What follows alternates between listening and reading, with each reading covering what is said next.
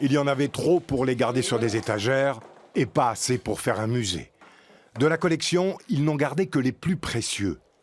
Pas forcément les plus chers, mais pas question de les vendre. C'est un Gaumont à plaque 912. Il a photographié Vincent Auriol en 1949 à Valence quand il est venu. Ça a été un des premiers reportages que mon père a fait quand il avait 17 ans.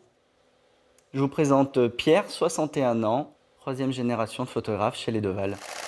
En fait, quand on voulait faire la photo, il fallait faire ça pour changer de plaque. Ça, la plaque est tombée et on repousse.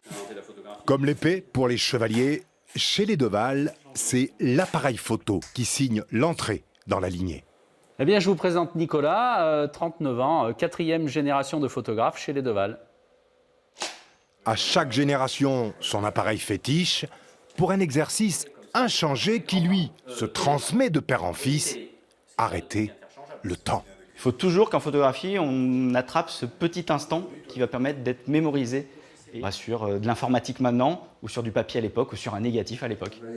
Si des centaines d'appareils vont être dispersés sous les coups de marteau du commissaire-priseur, restent les photos.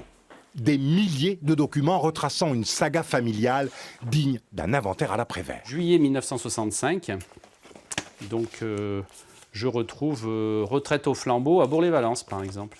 Les boulistes qui partent à Albi, Montée de la Chapelle-les Olières, le loto de Dans les boîtes à chaussures, les archives maison retracent des décennies de la vie de Valence, sa grande comme sa petite histoire.